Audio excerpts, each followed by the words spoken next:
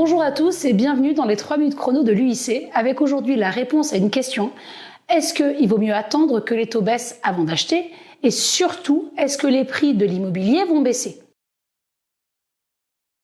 Bon, je vous spoil la fin, non, il ne faut jamais attendre. Pourquoi? Alors, tout d'abord, parce qu'on ne sait jamais de quoi sera fait l'avenir.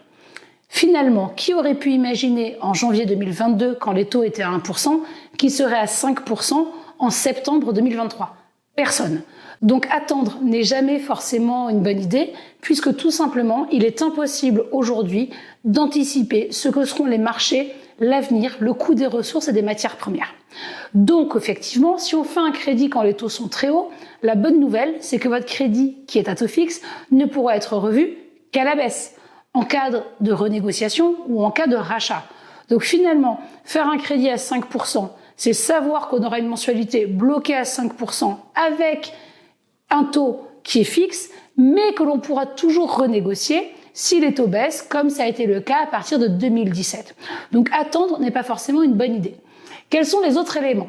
Aujourd'hui, quand on achète, on a encore des aides. Prêt à taux zéro par exemple, prime action logement, notamment dans le neuf. Attendre, c'est prendre le risque que toutes ces aides disparaissent.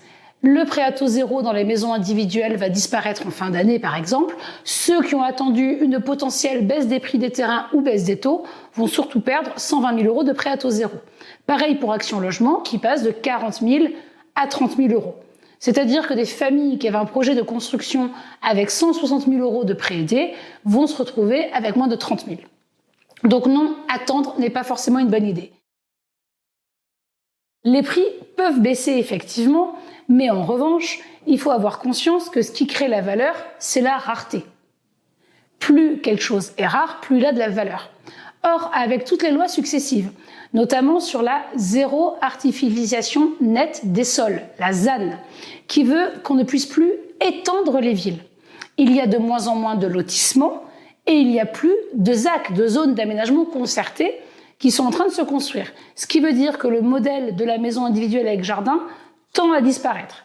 Dès lors que quelque chose tend à disparaître, notamment la maison, quand on sait que 82% des Français rêvent d'un habitat individuel et d'une maison, la question de la baisse des prix paraît peu probable, puisque le foncier ne va faire que prendre de la valeur mécaniquement.